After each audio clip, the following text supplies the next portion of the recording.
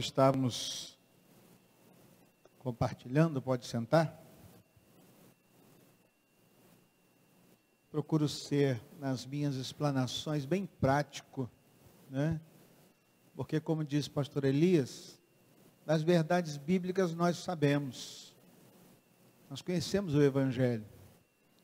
O que nos resta é saber os detalhes e a aplicabilidade da palavra, e isso é que é a grande sacada da vida espiritual, porque Jesus nos disse assim que a construção de fato só acontece quando nós damos o pontapé, quando nós avançamos.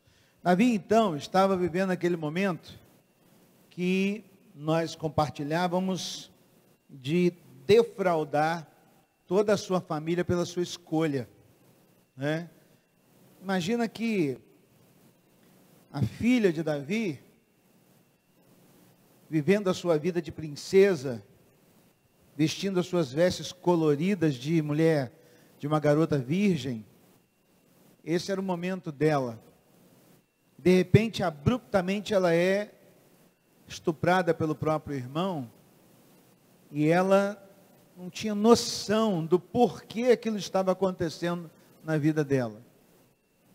E o porquê nós sabemos, porque nós estamos olhando isso de fora, a gente começa a ver que Davi que foi o grande causador do processo.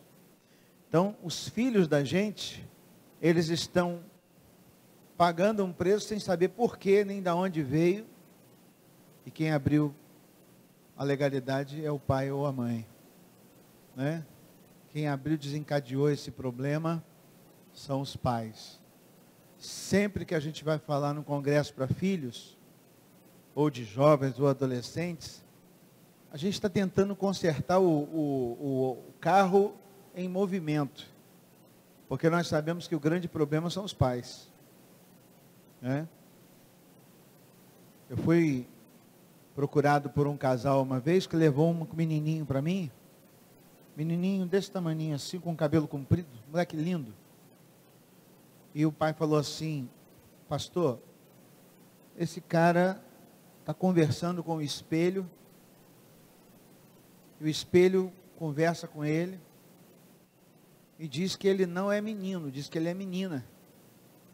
Ele pega uma fralda, pendura assim, e faz pose na frente do espelho, dizendo que é menina. E aí eu fui procurar saber o histórico do pai. Vindo de macumbaria, fez cabeça lá no terreiro, agora esse cara está querendo se acertar com Deus, mas o inimigo não quer saber não. Abriu porta, ele vai cobrar.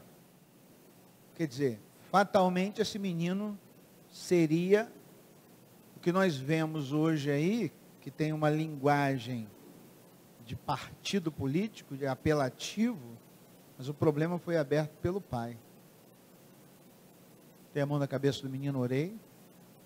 Teu pai de joelho, botei a mão na cabeça dele e repreendi o demônio. Entendeu? Fechou o processo e fecha o processo. Estava ali agora almoçando com o pastor Elias e um pastor me ligou. Pastor que era parceiro meu do outro ministério. Estava me procurando porque um garoto está internado na UTI do hospital em Campos e ficou endemoniado na UTI. E ele estava procurando alguns pastores para poder ir lá expulsar o demônio, porque o cara estava possesso na cama de UTI. Quer dizer, um adolescente, provavelmente, grande influência de heranças espirituais. Então, quando nós tratamos, hoje, olhando para a história de Davi, nós estamos olhando também para um Salomão que se tornou idólatra, prostituto, seguindo o caminho de seu pai. Tudo isso porque Davi foi o grande precursor desse negócio. Os filhos de Salomão dividiram a herança no futuro da história de Salomão, mas Jesus entra na vida da gente para quebrar essa história. Por isso que a gente está aqui compartilhando nesse tempo. E quando Jesus entra, a nossa história tem que ser no mínimo diferente. Nós viemos aqui para mudar a história.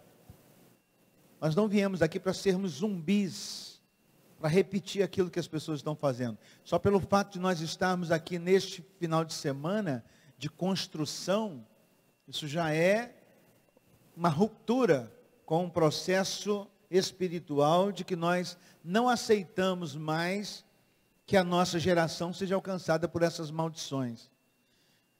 Tem coisas na vida da gente, aliás, a maioria delas, não é Deus que vai fazer, somos nós que fazemos.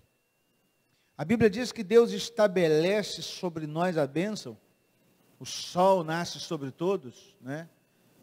E os nossos legados, as nossas escolhas, é que vão definir o nosso futuro. Aquilo que nós fizermos é que define a nossa história. A mão de Deus está estendida sobre todos nós para nos abençoar. Por que eu estou falando isso? Porque tem coisas que as pessoas falam assim, eu vou sair daqui e Deus vai mudar. Cara, quem muda é você. Deus vai te abençoar naquilo que você escolher. Eu vou orar a Deus para Deus transformar a minha mulher. Não. O Aldari falou aqui que o agente de transformação é você. Somos eu e você. Não ficar esperando nossa mulher mudar, não. Não ficar esperando a nossa mãe mudar, não. Não ficar esperando nosso pai mudar, não. Nós é que temos que mudar a nossa trajetória a partir de nós. Se assim o fizermos, fatalmente as pessoas, quando vêm reclamar de algumas coisas, elas são as grandes causadoras. Nós somos os grandes causadores dos nossos problemas e das nossas vitórias. Né? Nós definimos para onde a gente quer andar. Então, quando eu paro para colocar a culpa em alguém, normalmente a culpa é minha.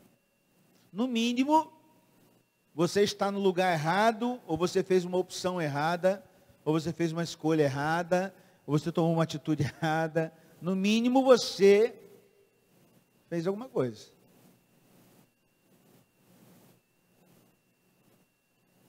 Davi foi esse cara. No Salmo 127, 3 a 5, diz assim: a herança do Senhor são os filhos, o fruto do ventre, seu galardão. Como flecha na mão do arqueiro, quem lança filho é pai e mãe, assim como os filhos da mocidade. Feliz o homem que enche deles a sua aljava, não será envergonhado quando pleitear com os inimigos à porta. Se o pai e a mãe são os flecheiros, nossos filhos vão para onde nós enviarmos, nossos filhos terão os problemas que nós provocarmos, nossos filhos vão dizer o que nós falamos, nossos filhos vão viver a vida espiritual que nós ensinamos. Quando é que isso não acontece? Quando nós não somos efetivos no processo da construção deles, né? Quando a gente é omisso. Teve um menino que falou assim com o pai: eu tenho mais medo de sujar o seu carro do que te desobedecer. Porque se eu sujar o carro, é capaz de eu tomar um pau violento. Se eu desobedecer, talvez nem tanto. Qual é a mensagem que esse camarada está dizendo para o pai? Você gosta mais de coisas do que de pessoas, do que de mim. Você dá mais importância a essa porcaria dessa vara de pescar do que a mamãe. Você dá mais importância àquilo que não tem valor eterno. E aí eu estou falando algumas coisas agora, que eu preciso pontuar com vocês, é que os homens hoje em dia estão gastando muito tempo com porcaria, com coisas que não têm valor eterno. Por exemplo, o que eu vejo hoje são homens não participativos da história da família, mas muito participativos em muitas coisas, como por exemplo, hobbies. E aí eu sou bastante implicante com algumas coisas. Eu preciso fazer exercício físico, estou parado, muito tempo que eu não jogo uma bolinha, nem parece, né? Minha mulher me chama de fofo, né? Mas Eu vejo pais hoje em dia que não tem tempo para os filhos, não tem tempo para a esposa, mas tem tempo para o pedal. Cara, passa 3, 4, 5 horas pedalando. Beleza. Você precisa de exercício físico. Mas dizer que você não tem tempo para a família e tem tempo para ficar investindo em hobbies que não têm valor eterno, eu não consigo entender. Então, por exemplo, se o pedal é necessário, e eu creio que é, e ele é importante para você, eu creio que é, precisa ser importante também para a família. Então, leva todo mundo para pedalar. Beleza. Entendeu? Se o esporte que você vai praticar, como pescaria, por exemplo, o cara vai mar adentro aí, que vocês moram na beira do mar, e fica lá 4, 5 horas pescando. É bom, é salutar, é bom, claro. Mas você vai sozinho, você perdeu a pegada. Porque aquele tempo que você está sozinho não volta mais. Num contexto de relacionamento. E não tem valor eterno. Então eu critico algumas coisas. Tem homens aí que são dedicadíssimos aos seus hobbies. Por exemplo, se você chega na casa de um pescador, o que tem lá? Vara, chumbo, linha, anzol, barco, remo, colete para não afundar lá, boia. Você vê uma total dedicação àquele negócio. A mulher já falou com você 499 vezes que precisa comprar um negócio lá para a cozinha e você não comprou ainda. Um negócio de um parafuso que você precisa apertar lá e que você não colocou ainda. Está entendendo a diferença de valor? Na cabeça da sua esposa, na cabeça dos seus filhos, o que eles entendem? Ah, aquilo ali é a prioridade de papai. Eu tenho a minha biblioteca. Eu já não sei nem quantas bíblias eu tenho. Livros sobre família, nem sei quantos eu tenho. Teologia, e não sei o que, nananã. Esse é a minha pegada. Né? Se eu invisto só nessas coisas, e eu não invisto tempo de qualidade em outras que são tão prioridades para mim quanto minha família, eu estou sendo meio desconectado com esse processo de construção. Né? Então, qual é a nossa prioridade? Qual é a sua prioridade? O que você tem feito para agregar isso? Segunda pergunta. Qual é o seu primeiro pontapé ao sair daqui para definir e mostrar para todo mundo na sua casa que a prioridade é a sua família?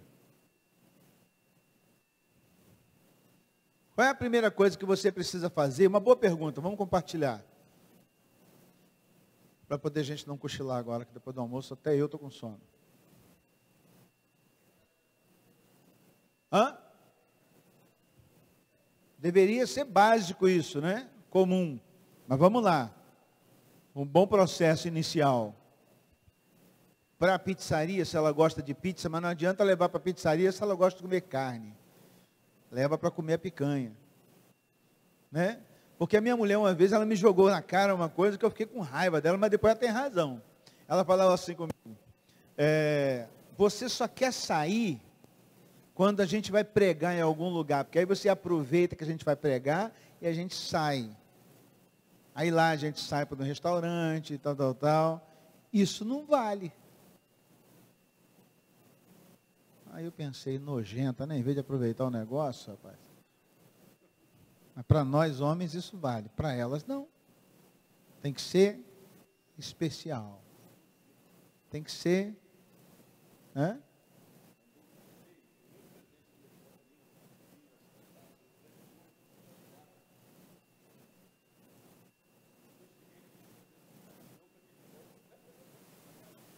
É.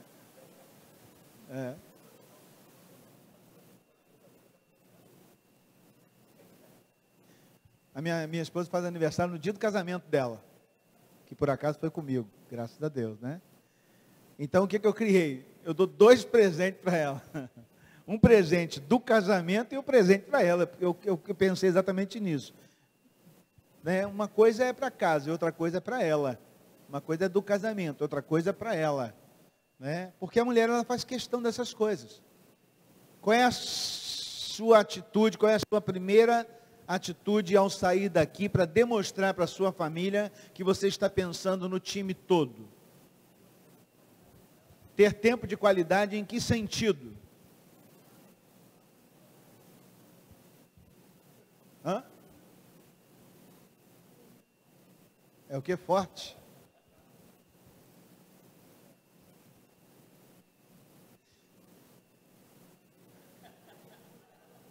Como é que é?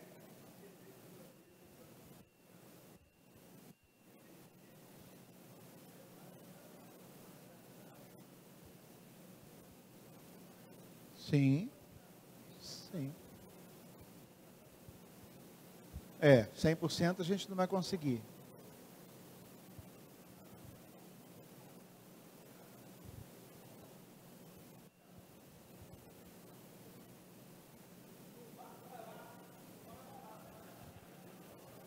Como que você foi naquele salão desgraçado? Esse valor todo que você gastou com o cabelo?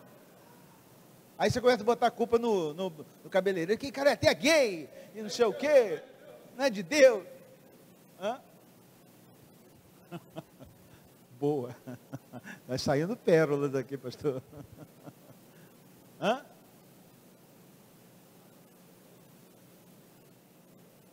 Está dobrando o processo, né?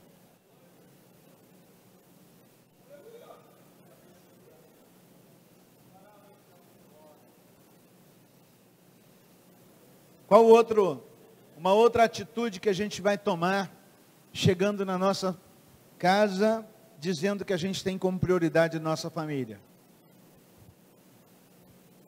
Falou de ir para a pizzaria, falou de ter um tempo de conversa com a sua mulher. Eu parei para conversar com uma pastora uma vez, e ela foi para abrir o coração dela comigo, ela falou 3 horas. 3 horas, ininterrupta. E o pior, reclamando do marido, que é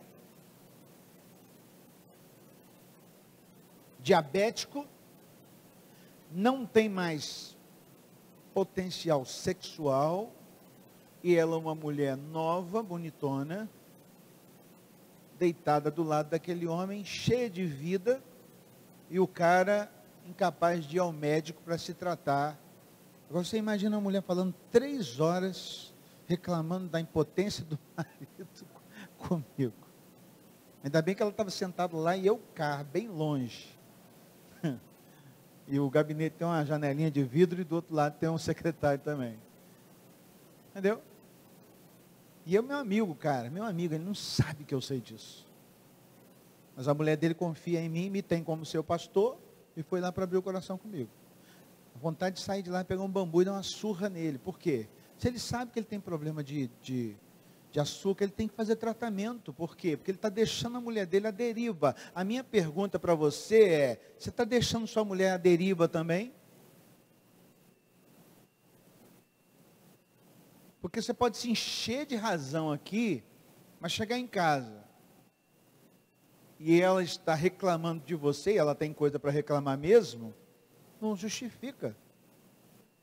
Você tem que deixar ela sem pegada para reclamar da gente. É igual as crianças, os adolescentes, reclamam que mãe é chata. Pô, mas você não arruma nem o quarto de vocês? Porcaria de um tênis que parece que está com um demônio dentro. Tão fedido, né?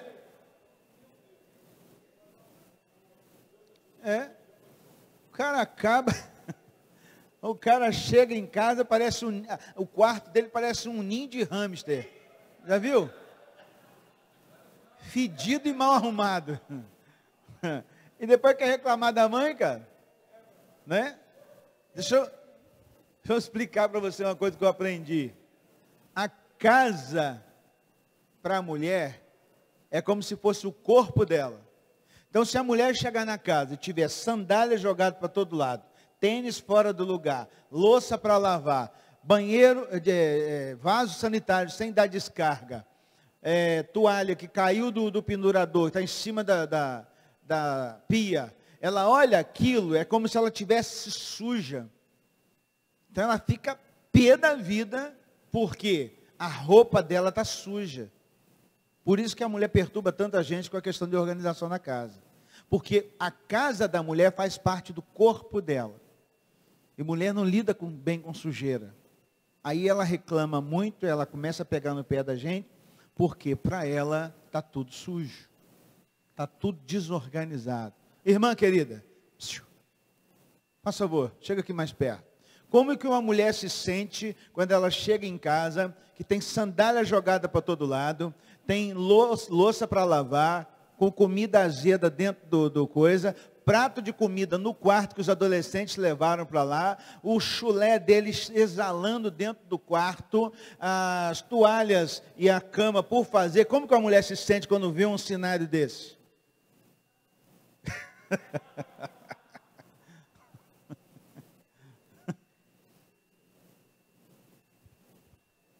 Sinceramente, quando ela chega na porta, ela dá vontade de entrar, ela tem vontade de ir embora. Ela pensa assim, vou deixar esse ninho de guache aqui e vou embora, né? Porque a coisa é tensa para elas. No mínimo, o que nós precisamos fazer, então, é sermos colaboradores com esse processo. O que isso tem a ver com a palavra de Deus? Tudo, gente. Tudo. Porque a Bíblia diz que nós precisamos ser ajudadores, e a gente está onerando a outra pessoa que convive com a gente, trazendo cansaço, desgaste e ódio. Qual é a terceira coisa que você vai fazer ao chegar em casa para provar à sua família que você está com prioridade para ela?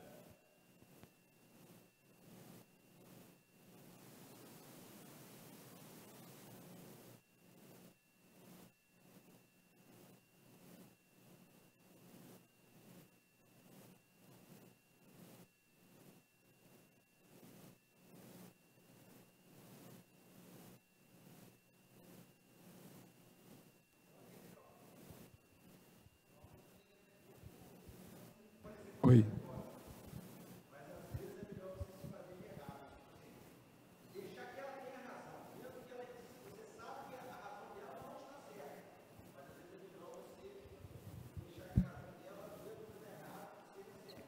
Eu faço muito isso.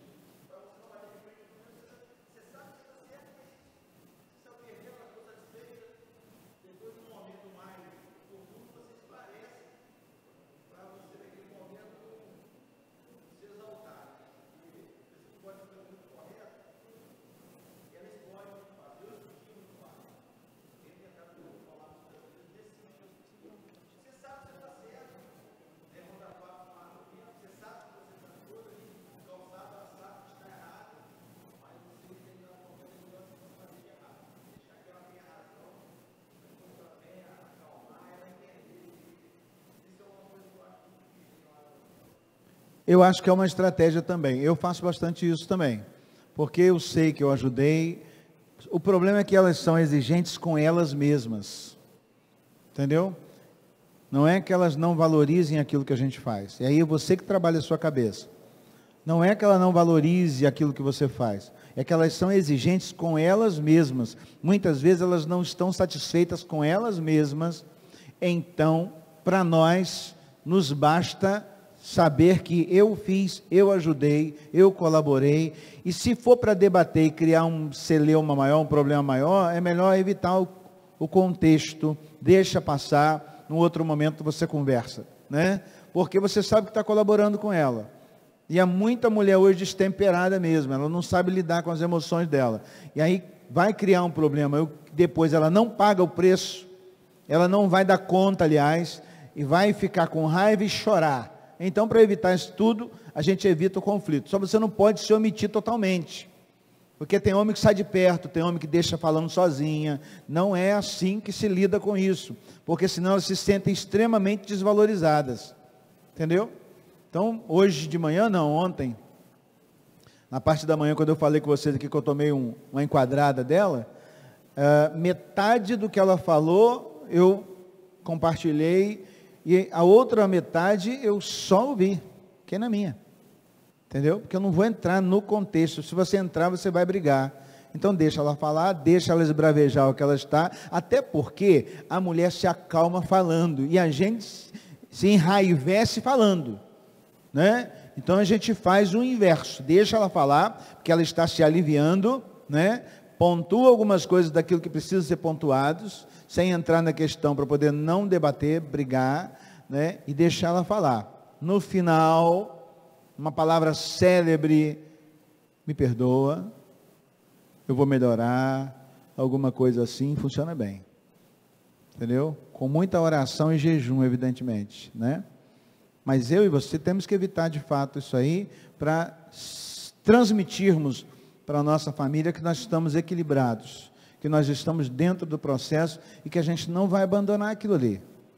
Lembrando que num contexto familiar, tudo aquilo que nós semeamos, nós vamos colher. E elas semeiam algumas coisas que elas não dão conta de colher. Então a gente já sabe isso, inclusive, isso é muito nobre, porque você acaba protegendo o coração delas. Entendeu? Quando você evita o conflito, muitas vezes com a sua esposa, você está protegendo o coração dela. Isso é nobre, porque você tem equilíbrio, às vezes você tem razão, mas você trabalha aquilo ali para deixar ela achar que ela tem razão. Eu acho que o grande sábio na construção do casamento é saber que tem razão e muitas vezes deixar a mulher achar que ela tem razão. E às vezes elas têm mesmo.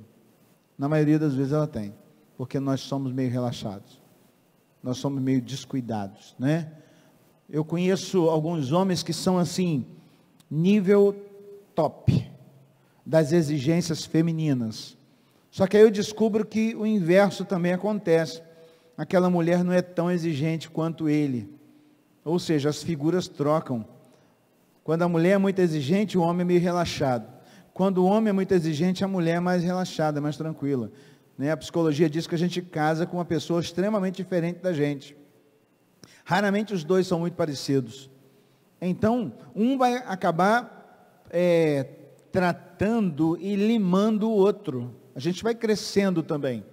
Então eu preciso encarar isso junto com vocês, como um processo de que a gente está em crescimento. Por exemplo, a mãe, quando exige muito, ela está tornando o seu filho que organizado. A minha mãe me ensinou a fazer arroz, quando eu era adolescente, pré-adolescente. Eu tinha uns 8, 10 anos de idade. Minha mãe falou assim: vou te ensinar a fazer arroz, porque um dia, quando a sua mulher estiver doente, você vai saber cozinhar. Fatalmente, na minha história, o que aconteceu? Eu fui morar sozinho. Eu nunca passei fome, não. Eu já sabia fazer arroz, e quem sabe fazer arroz não morre de fome.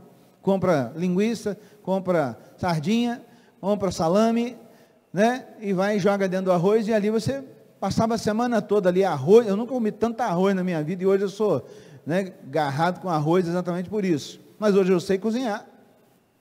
Eu não opto por fazer isso, porque a minha mulher cozinha bem, ela também não faz questão. Mas, por exemplo, quando ela está trabalhando fora, ela chega em casa 2 horas da tarde, às vezes o almoço já está pronto.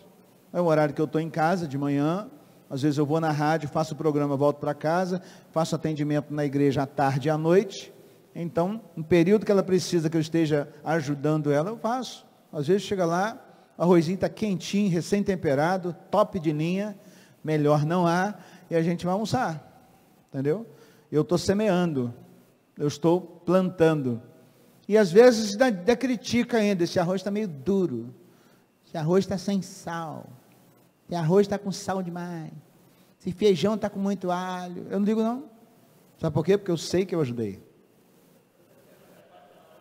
Entendeu? Eu sei que eu ajudei. Não, claro que não. Nós estamos falando aqui o ideal, né? O ideal. Vai ter dia que você vai perder a paciência, vai ter dia que ela perde a paciência com você, mas a vida conjugal é essa mesmo, a gente sabe. Agora, eu não posso viver de crises. Eu não devo viver de crises. Tá, gente? Se a crise se estabelece na sua casa toda semana, tem que parar o processo e pensar: peraí, tem alguma coisa errada. Vamos reconsiderar, vamos reconstruir, vamos recomeçar, vamos buscar aconselhamento, né? Porque tem gente que já tem uma doença. Tem mulher que tem toque, tem marido que tem toque, é um transtorno, é complicado. Tem gente que é depressivo, né? Aí são coisas de enfermidade. Estou falando aqui num contexto geral, relacional. Então nós, homens, jovens, adolescentes, nós precisamos partir da premissa que eu tenho que colaborar na minha casa, que eu tenho que amar minha mãe, amar minha esposa, proteger o coração dela. Se você ficar nessa onda de ressentido, de magoadinho, isso é coisa de bola murcha. Você que é o cabeça da parada, e o cabeça não se deixa influenciar. É como ele falou, eu estou aqui no nível mais alto. O que diz aí Romanos 15, verso 1? Abre aí e lê. Romanos 15, 1.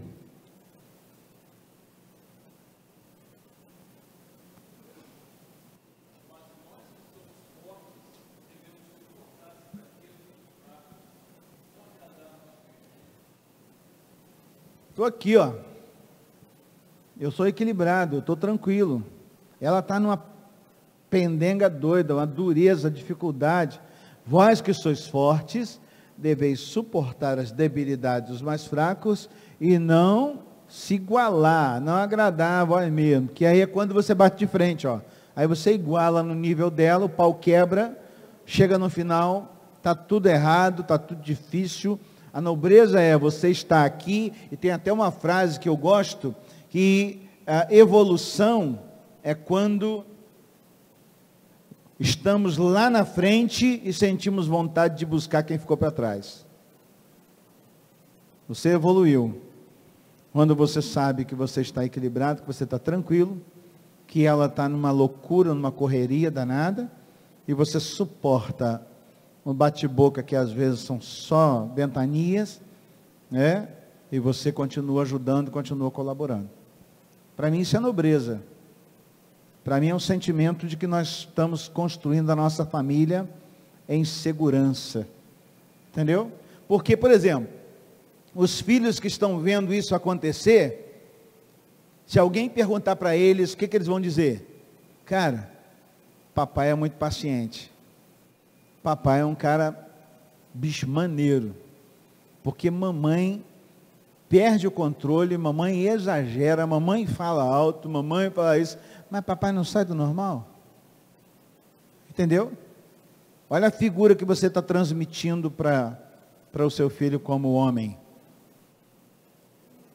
Evidentemente que nós estamos colocando aqui um quadro como se as mulheres fossem problemáticas, né? Segundo alguns amigos aí né? Mas eu nós não estamos falando isso aqui. Elas têm os problemas delas, tá? Agora, nós não vivemos dos problemas. Nós vivemos de um relacionamento equilibrado. E isso é que é saudável. Porque se o casamento for só problema, ele acaba. Ele acaba. Se na nossa construção familiar a gente viver só de problema, daqui a pouco o amor acaba. Porque por que a gente casou? Porque a gente amava. Como que esse amor foi construído? A gente era simpático, a gente era isso, fazia aquilo outro. Significa dizer que o amor no coração de um relacionamento, ele é construído. E se ele é construído, ele pode também ser destruído. E quando eu falo para os casais, eu lembro exatamente isso. Que se o amor é construído, ele é relacional, ele pode ser destruído. Com as nossas atitudes, com o nosso jeito de falar, com a nossa omissão, com os nossos comportamentos. Né? E a Bíblia nos dá exatamente pelo apóstolo Paulo, capítulo 12 de Romanos, ele diz que é para a gente, na medida do possível, tudo que depender de nós, é para a gente ter paz com todos, inclusive com a esposa, com os filhos. Paulo não fala assim, o que depender de vocês dois, ele diz assim, o que depender de você, faça tudo para viver em paz. Né? Eu sou um construtor, eu sou um promotor de paz. E aí Jesus vai lá no capítulo 5 de Mateus, das bem-aventuranças, e diz o quê? Bem-aventurados os pacificadores, porque dos tais é o reino de Deus. Se a gente sai daqui com um sentimento exatamente desse know-how de Deus, eu vou ser um promotor de paz na minha casa, a gente vai estar mais equilibrado, não deixando o outro tirar a gente do sério. Entendeu? Eu protejo o meu coração. Mas o ideal mais ainda é que a gente proteja o coração também do cônjuge, porque a gente está falando só da gente. Quando é que eu protejo o coração do meu cônjuge? Quando eu procuro entender quais são os motivos dela, as razões dela, tá? E às vezes você aprontou e você não pediu perdão. Mulher é o seguinte, se você errar com ela e não pedir perdão, ela fica ali, coração espetado, entendeu? Está machucando, ela olha para você e fala assim, vai ter que pedir perdão, se não pedir, não resolve, né? E está lá, é como se o espinho tivesse, já viu aquelas ferpinhas quando entra no dedo da gente? Aquela praga é pequenininha, rapaz, não sei como que aquilo, né? Incomoda pra caramba, você passa a mão assim, dá aquela beliscada, mulher assim, mulher com raiva, que aquilo que você não tratou, ela está ali, fica ali, né? Engatilhada, prontinha para te detonar. E tem mais, enquanto ela não falar o que ela está sentindo, não vai resolver. Então antecipa logo o processo, né?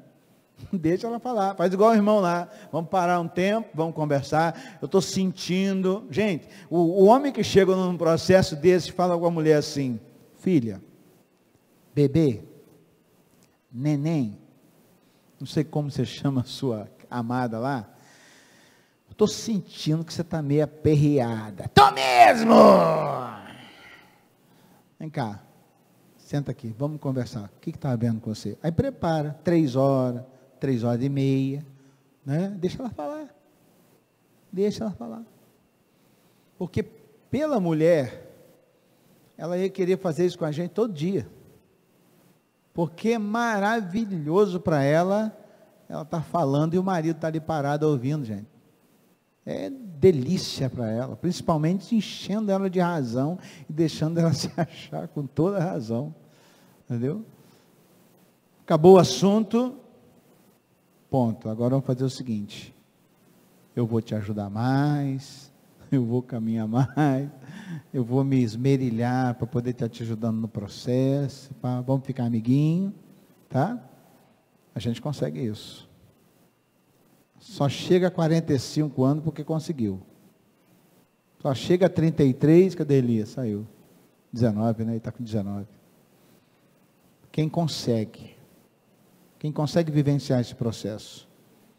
Paulo fala no próprio Romanos 12, que a ninguém a gente deve então tornar mal com mal. Ficar com raiva porque a outra pessoa está com raiva, novidade nenhuma. A nobreza é você sair desse processo, só sair dessa realidade e viver aquela que a palavra de Deus está trazendo para mim e para você. Se ser evoluído é quando a gente está em outro nível, a gente volta para buscar alguém, a mágoa também é um espinho que a gente coloca no coração e esquece de tirar, fica ali machucando, fica ali aperreando, fica ali cobrando a gente. E por sua vez o orgulho é quando somos uma formiga e queremos achar e convencer os outros que nós somos um elefante. Não tem nada a ver. A gente vai vivendo isso dentro do casamento, né? E o orgulho, por exemplo, de não pedir perdão, de não consertar, de não voltar atrás, é um gerador de divórcio fatal.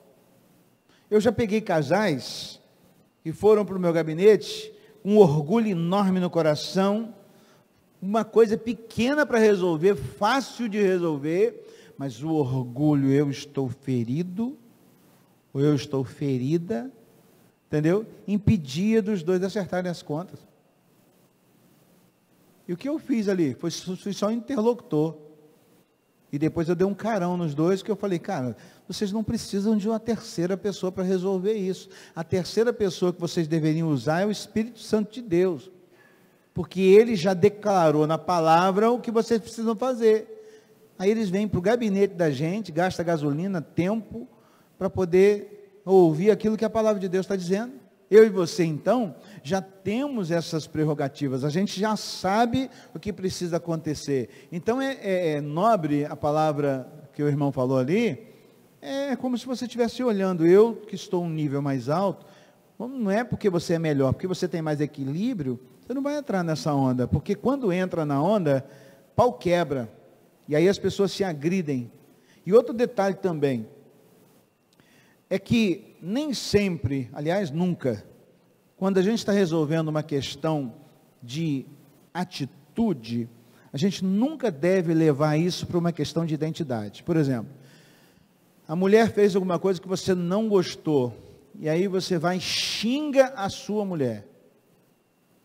Ela te provocou por aquilo que ela fez, é uma atitude. Quando você xinga ela, você atinge a sua identidade. Então, a atitude não tem a ver com identidade. Eu não gostei do que você fez, é uma coisa. Eu não gostei do que você fez, sua vaca, é outra. Que aí você afeta a identidade de quem você ama. Tipo, você é chata, você é insuportável, você é... O que vocês falam lá quando estão brigando aí? Hã? Você é muito difícil. Não é doido? Entendeu? O que você está dizendo para ela? A sua identidade é difícil. Você não está dizendo para ela aquilo que você fez eu não gostei. Entendeu? Você afeta a identidade. Aí na hora que você afeta a identidade, para ela cai no coração como? Esse cara não me ama. Aí entra relacional. Isso aqui é o tópico. Quem fez o Veredas aí vai lembrar disso. Isso aqui é o tópico. Isso aqui é o relacional. O tópico é o que você fez. O relacional é o que você é. E às vezes a gente briga no tópico e maltrata no relacional. Entendeu? E aí parte para aquela... Se você ameaça acabar com o casamento, ameaça tomar atitude desequilibrada. Por quê? Porque você partiu para o relacional e não para o tópico. Você se equivocou no negócio. E a mulher também faz isso. Não estou dizendo que é só a gente, não. Ela também faz isso. Quando ela chama você de cabeça dura, ela chama você de que mais? Burro, seu burro, né? Quando ela chama você de que mais? O que a sua mulher te xinga lá? Ignorante? Grosso? Você é um grosso. Ela fala assim com a gente. Insensível. Você não está vendo como eu estou aí, está derremendo. Né? Você ataca, o processo é no tópico e a gente acaba definindo no relacional. Não tem nada a ver. A gente precisa, inclusive, a mulher, de fato, ela não sabe fazer isso. Mas a gente faz mais fácil. Então, por exemplo, você está chorando por quê? A gente não fala isso? Você está chorando por quê? Porque o diálogo da mulher já foi para o relacional, há muito tempo. Aquilo que você fez atinge a mulher no relacional. Aquilo que a gente faz, a gente fica no tópico. Né? A gente não tem problema. A gente briga aqui e beija ali. Mas ela não, ela sempre leva para o relacional. É um saco, não é brincadeira suportar isso, né? Mas quem mandou você casar? Vai aprendendo aí, galera. Acho melhor virar eunuco, viu? Pelo que vocês estão ouvindo aqui hoje, eu pensar assim, meu Deus, o que é isso? É claro que nós estamos focando aquilo que é problema, né? O que é bom, nós não vamos contar para eles. Deixa eles descobrirem depois que casar, né? Agora, eu e você somos então responsáveis por promover na nossa casa. Eu gosto de pensar isso. Tudo na nossa família precisa começar a partir da gente. Tudo na nossa família precisa começar a partir da gente. O que não sobrevive numa casa é o fato daquela família existir com a ausência da intervenção do homem. Então, em todos os processos, eu e você precisamos estar ativos.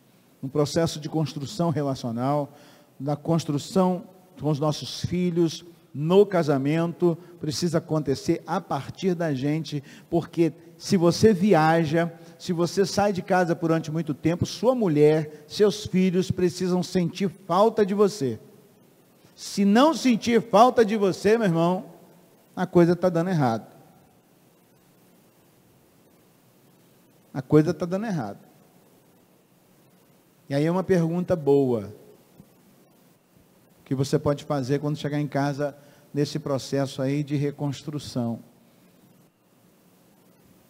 Pergunta para sua esposa, em que momento, quando eu não estou com você, você sente falta de mim? Prepara para a pancada, mas pergunta. Entendeu? Pergunta. Por exemplo, se ela disser assim: quando você viaja, o que me faz falta é que você me leva para tal lugar, tal lugar, tal lugar. Então uma coisa já está resolvida na sua cabeça. Como serviçal você está bom. Como servo você está bom. O que mais? Se ela não conseguir avançar em outras demandas do seu relacionamento com ela, você precisa ver o resto. Como amante, como pai, como amigo. Entendeu? Então você precisa investir mais nessa área. E eu volto a dizer aquilo que nós já dissemos: cada mulher aqui tem a sua demanda. Talvez a linguagem de amor dela, tem um livro que o Gary Chapman escreveu, que ele diz que cada pessoa tem uma linguagem de amor.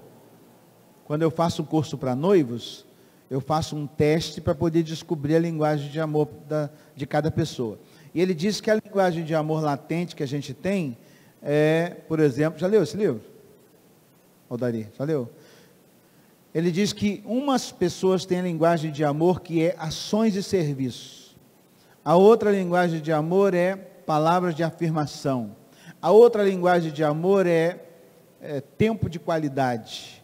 A outra linguagem de amor é toque físico. A outra linguagem de amor, eu não lembro, falta uma. Então é assim, se a sua esposa tem uma linguagem de amor que é ações e serviços, se você levar ela para a casa da sogra, se você leva no supermercado, se você limpa a casa, se você lava o banheiro, se você cuida do cocô do cachorro, você está dizendo para ela: eu amo você. Porque a linguagem dela é ações e serviços. Dar presentes, faltou a última. Se a sua mulher tem a linguagem de dar presentes, se você viaja para São Paulo, e aí passa lá num congresso, foi trabalhar alguma coisa, quando você voltou de lá, você vai contar tudo para sua mulher, aquilo que você vivenciou, ela fica olhando para você assim, com aquela cara de pidona assim, esperando você falar alguma coisa com ela. O que ela está esperando? Você foi a São Paulo e não trouxe nem uma coisinha para mim. É quem tem linguagem de amor, dar presentes. Entendeu? Tempo de qualidade. É o tempo que você fica junto com ela. Vai para a casa da sogra, vai para o aniversário, vai para a igreja, vai para não sei o que, tudo junto, vai para a praia, tudo junto, né? É aquela linguagem de amor dela. Então, quando você precisa descobrir qual é a linguagem de amor. Palavra de afirmação. É aquela mulher que precisa ouvir todo dia, pelo menos 59 vezes por dia, que ela é a mulher mais linda do mundo, que ela é perfeita, que ela é boa, que ela é agradável, que ela é maravilhosa, que ela é isso, que ela tem que ouvir de você. Não adianta fazer tudo. Se você não fala nada com ela em relação a isso, e a linguagem de amor dela é esta, você não consegue alcançar o coração dela. A linguagem da minha mulher é palavra de afirmação. Então, quando eu digo para ela: nossa, hoje você está linda. Vira o pavão, solta aquelas penas todinha, né? Aí o dia que eu não lembro, o dia que eu não falo nada, se eu lavar a louça para ela, não está dizendo nada. Entendeu? Foi só sua obrigação. Se eu tirar o cocô do cachorro, tá bom, você não fez mais nada do que deveria fazer. Mas se você tem a linguagem de amor, então, da sua esposa, descobre qual é a linguagem da sua, porque você vai alcançar isso aí com mais assertividade, né? E essas coisas vão ajudando a gente a construir dentro da casa um relacionamento saudável. Eu recebi uma palavra, e para encerrar eu quero compartilhar essa palavra com você. Quando eu e você estamos dedicados, comprometidos, e que nós somos protetores, provedores, e quando nós somos aqueles que estabelecem na nossa família o destino dela, eu e você recebemos uma palavra de Deus. A palavra de Deus que nós vamos receber é esta, que eu quero encerrar orando com você. Isaías 65, 23.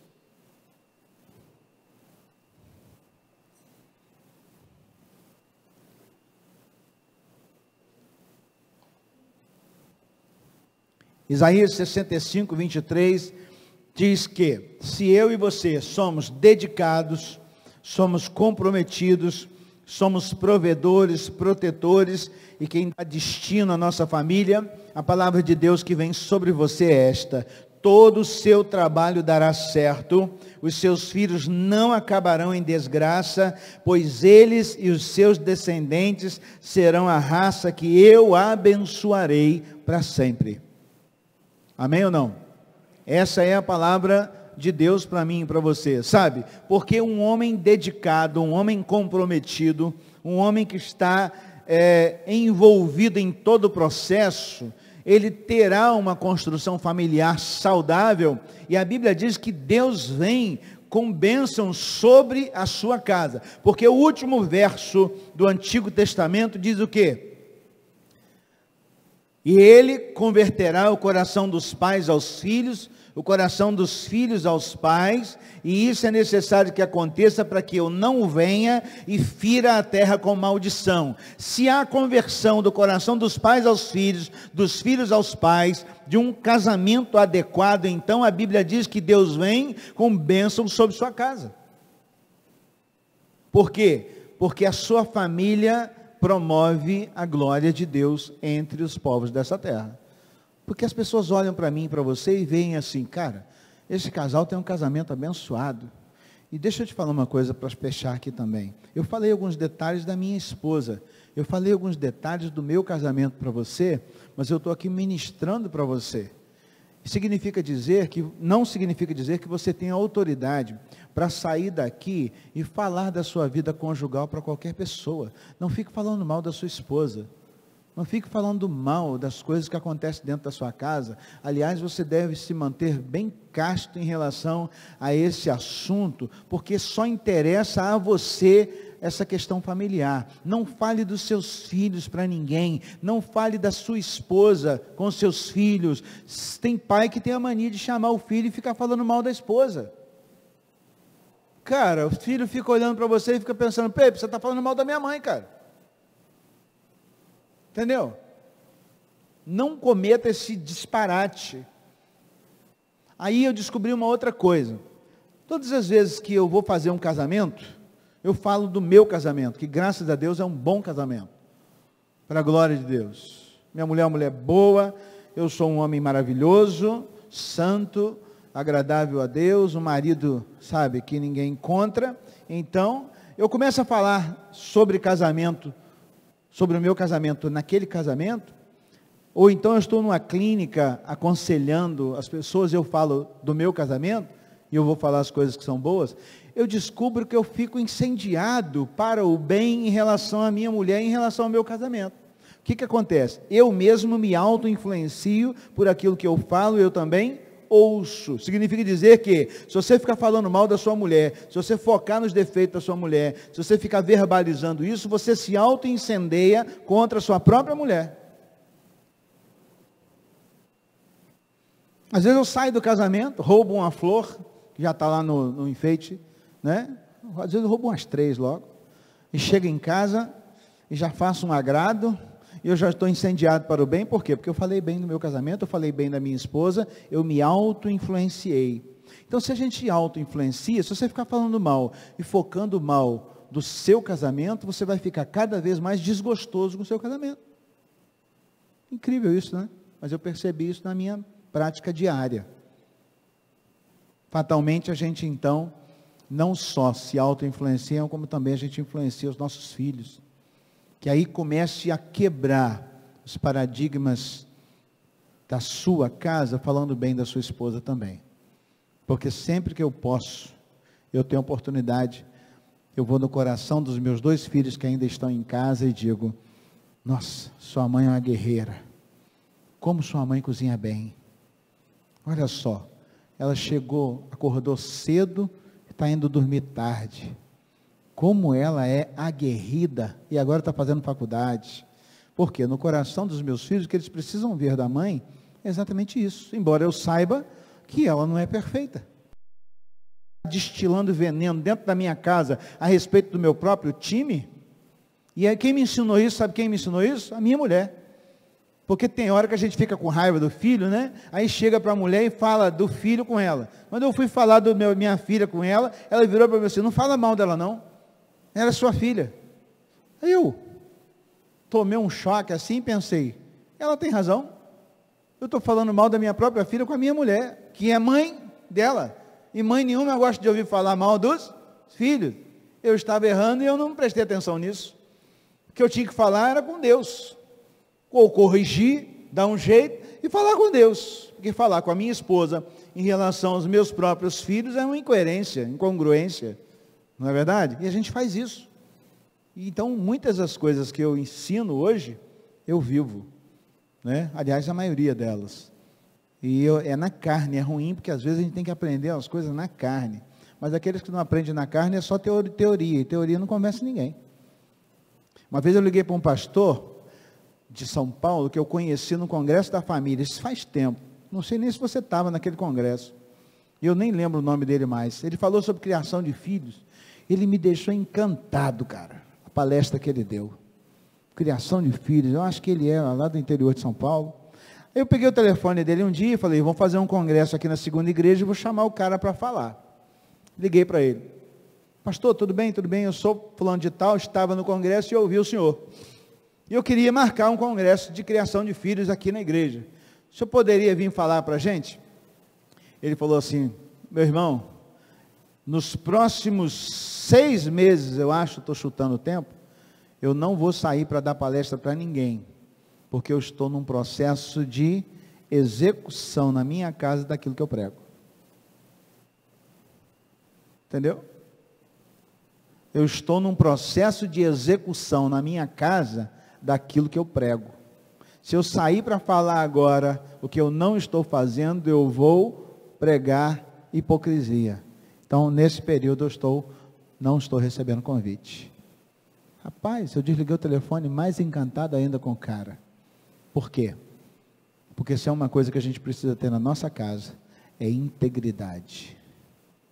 Integridade. Eu falo, eu cumpro.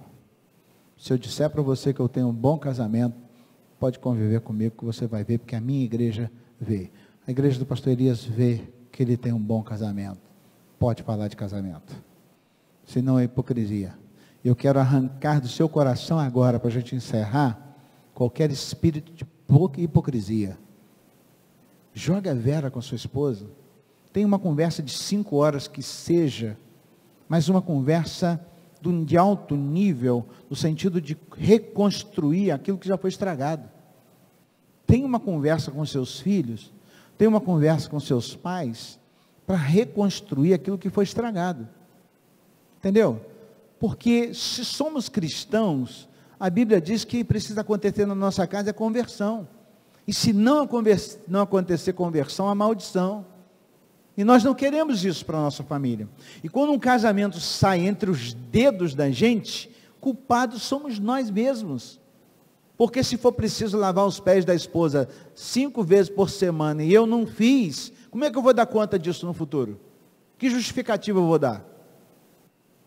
Cada um tem a esposa que escolheu.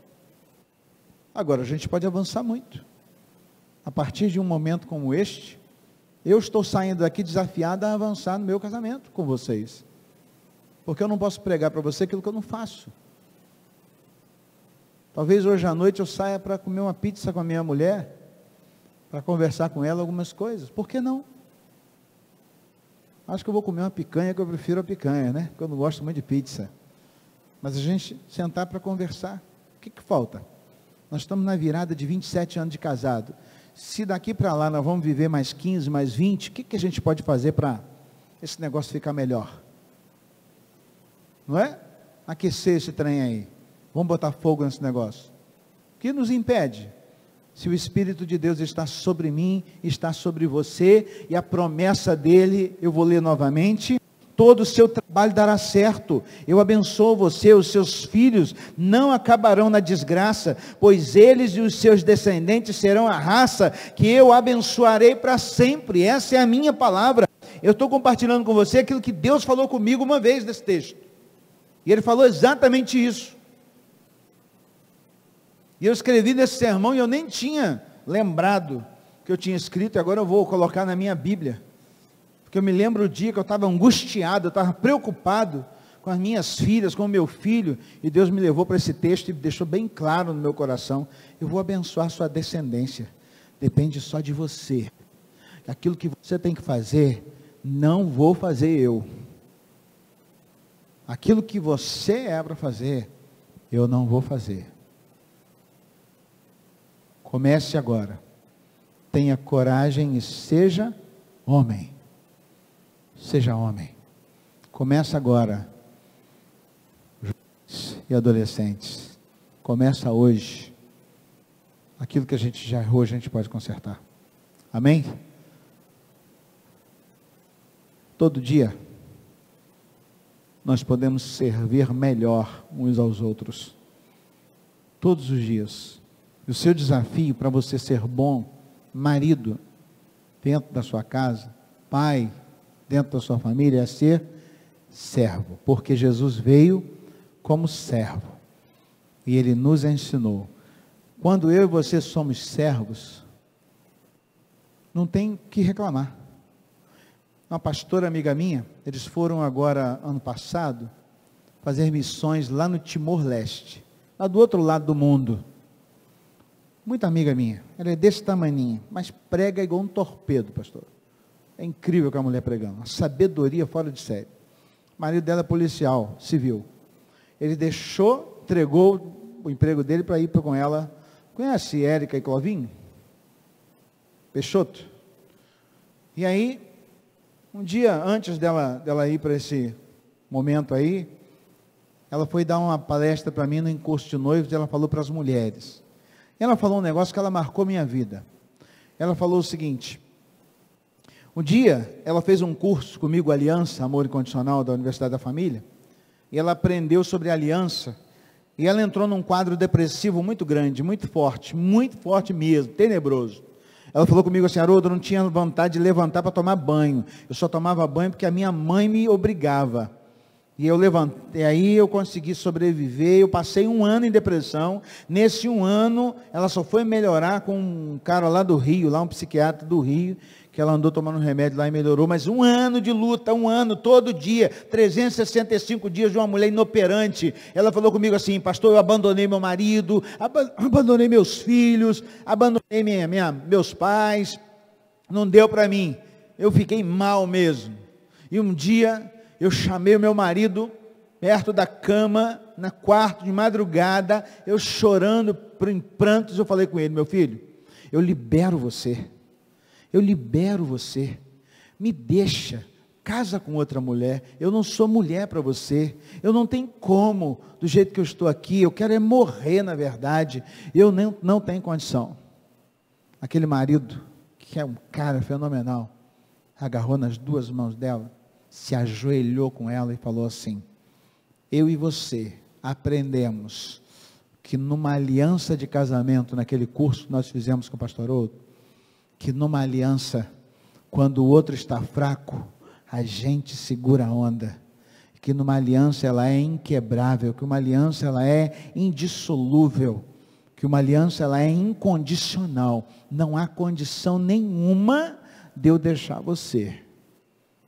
Eu amo você e eu vou continuar com você. Se ajoelharam ali, oraram e quebraram aquela mentira. Passou o tempo depois, eles tiveram um momento e aí ela veio falar comigo assim: pastor Haroldo, Clovinho, ele é um cara tão bom que ele me irrita. A mulher falou: ele é tão bom que me irrita, porque às vezes ele chega para mim e fala assim: Érica, me perdoa, tá? Aí ela fala assim: por quê? Sei lá, eu acho que eu magoei você. Ela fala assim: Clovinho, pelo amor de Deus, cara, você é santo demais, para com isso, deixa pelo menos eu ficar com raiva de você. Eu fiquei pensando, tem que aprender muito com esse casal, porque dá para ser melhor.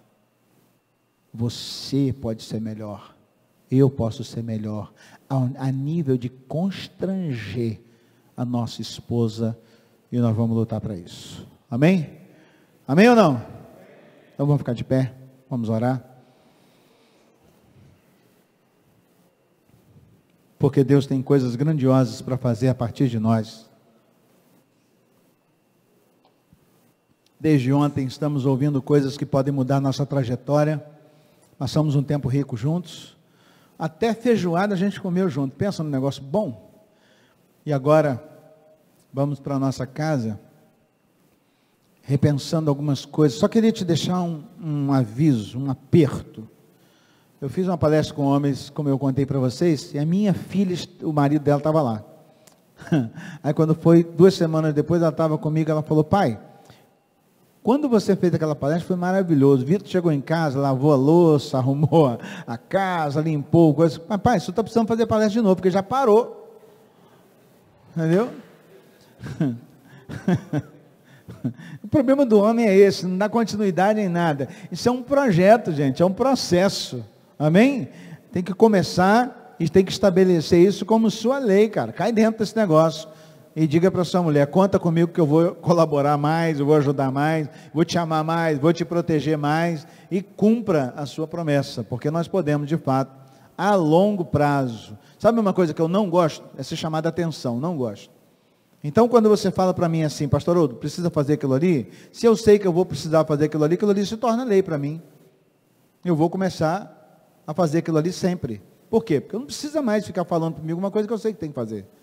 Então eu espero que você não tenha que voltar a um congresso de homens para ouvir, como disse o pastor Elias, tudo que você já está careca de saber. Né? Nós estamos careca de saber. Agora, nós não fizemos isso até agora por quê? Porque nós somos preguiçosos, nós somos relaxados, a gente não bate aquilo que tem que bater, a gente não faz aquilo que tem que fazer. Enquanto você não estiver fazendo, pode ter certeza, sua mulher está de olho em você, elas são cri-cri mesmo e tem que cobrar a gente, senão a gente também não evolui. E vou te dizer mais, se não fosse a sua mulher, você não seria o homem que você é hoje. Se não fosse a sua mulher, você não seria o homem que você é hoje, porque comigo é assim, a minha me projetou. É chata, é brigona, é enjoada, mas só me projeta. Quando ela chega perto de mim para me chamar puxão de orelha para alguma coisa, porque eu sei que ela quer que eu cresça. Ela nunca quer que eu me diminua, que eu perca alguma coisa. Ela só quer que eu cresça. Então aproveite o melhor da sua esposa e juntos ajude essa galera aí a produzir muito na vida deles. Pai, em nome de Jesus, nós oramos te agradecendo porque é rico para nós debruçarmos-nos diante da tua palavra, nesse tempo todo que estivemos aqui, com o aprendizado de coisas tão importantes, e cremos que isso tudo agrada o coração do Senhor, porque quando nós estamos nos amando, quando nós estamos, ó Deus, consertando, produzindo na nossa casa, faz fluir o teu amor entre nós, isso glorifica o teu nome, porque nós temos o nome de cristãos, e a palavra diz que nós precisamos ser, ó Deus, cópias de Cristo, ou seja, fazer aquilo que Ele fez, e Ele nos deu exemplos tão nobres na tua palavra, sobre como construir relacionamentos. Abençoe a vida desses rapazes, dessas crianças que vão sair daqui hoje, ouvindo coisas que não nos ensinaram, e eles são privilegiados de já ouvirem dessas coisas hoje.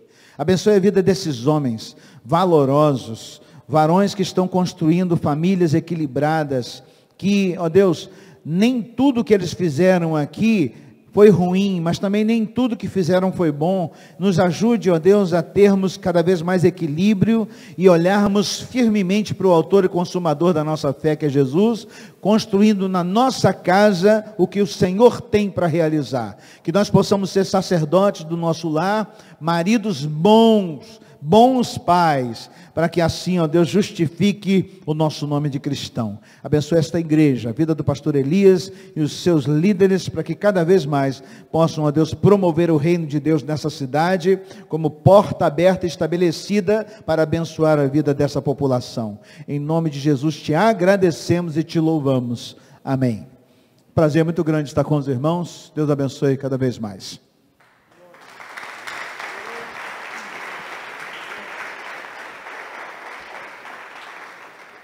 Amém, gente, chegou a hora da gente ir para casa, botar em prática tudo aquilo que a gente ouviu aqui, e em nome de Jesus vai ser bênção. Então, pastor Haroldo foi usado pelo Senhor, fiquem tranquilos, nossas mulheres vão continuar mandando na gente. Elas mandam mesmo.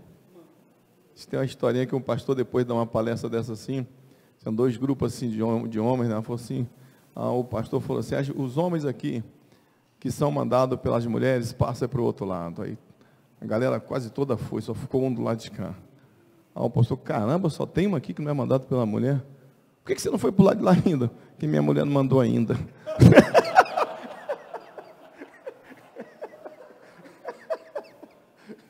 Por que você não foi para o outro lado ainda? Que minha mulher não mandou ainda, e tem que estar lá esperando. Mas eu costumo dizer, gente, para a gente terminar rápido, tem coisa, para de ficar brigando com a mulher por causa de bobagem. Vamos almoçar onde? Deixa ela decidir isso. Não vai influenciar o futuro da sua família. Rapaz, vai comer pizza ou comer picanha? Deixa ela escolher. Vamos tirar férias aonde? Deixa ela escolher, isso não vai mudar em nada. Agora, uma coisa que é fundamental, hoje principalmente, qual a igreja que a gente vai congregar? Isso é uma decisão sua, não é da mulher. Isso vai, futuro da sua família está nisso aí. Então, sua mulher não vou para aquela igreja. Não, você está com você. Você é o sacerdote do lar. Você é o sacerdote do lar.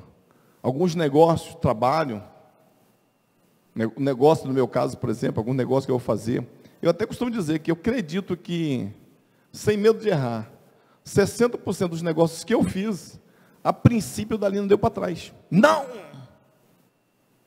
Claro que eu vou conversar com ela até a gente fazer em comum acordo. Eu vou provar para ela que dá para fazer. Mas se eu fosse pela primeira impacto dela, ela não fazer. Não fazer. E aí naquela hora eu digo, não, aqui é comigo.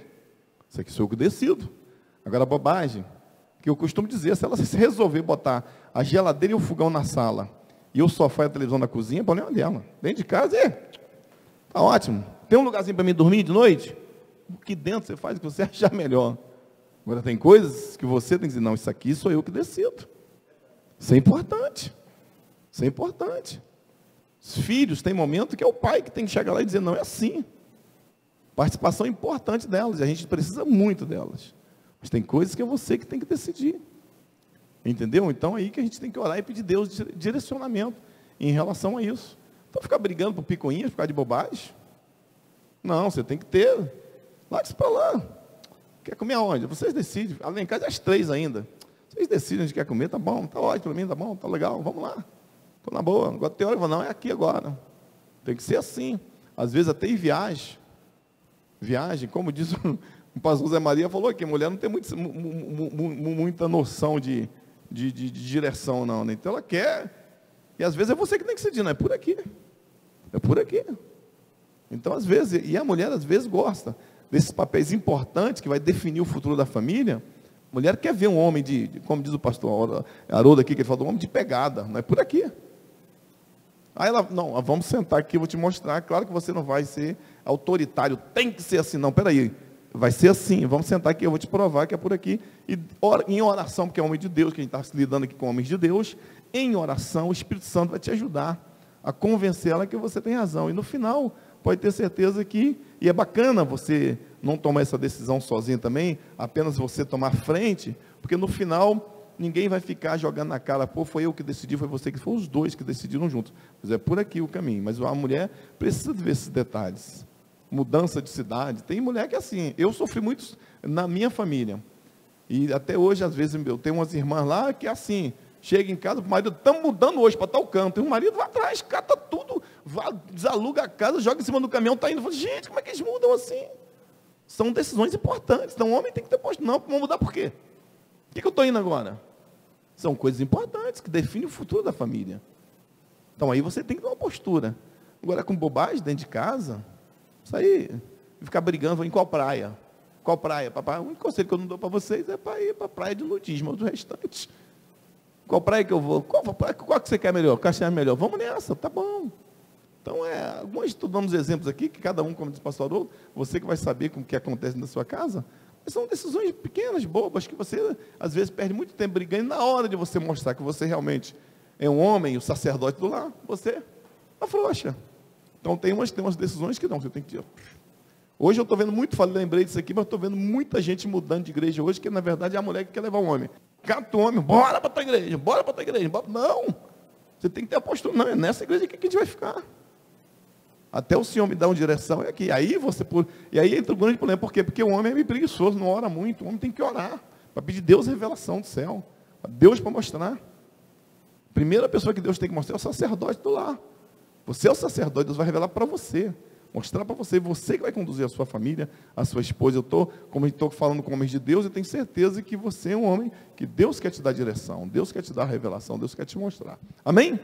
Mais uma vez, obrigado por todos vocês aqui. Foi assim, estou muito feliz que eu tinha uma expectativa de um número menor de homens aqui, pelo fato de ser feriado, bênção mesmo. Foi um sábado, eu tenho certeza que todo mundo está saindo daqui abençoado. Ontem à noite foi abençoado. Quero mais uma vez agradecer o pastor Haroldo, ao Dari, que é esse que faz sempre esse contato ali com o pastor Haroldo para a gente.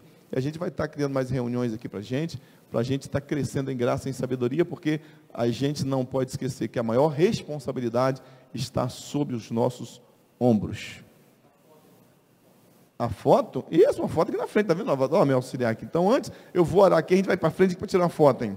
Pai querido, Pai Santo, mais uma vez aqui na Tua presença, somos gratos a Ti por esta conferência para homens, aprendemos muito aqui, ó Deus, e que a gente saia daqui pronto para colocar tudo em prática, para a glória do Teu santo nome, ó Pai. Mais uma vez, te agradeço pela vida do pastor Haroldo, te agradeço pelas nossas irmãs que ficaram ali preparando a comida para a gente, e tudo aquilo que a gente aprendeu aqui, a gente possa colocar em prática para a glória do Teu santo nome. Eu oro te agradecendo e pedindo que seja assim, em nome de Jesus, amém.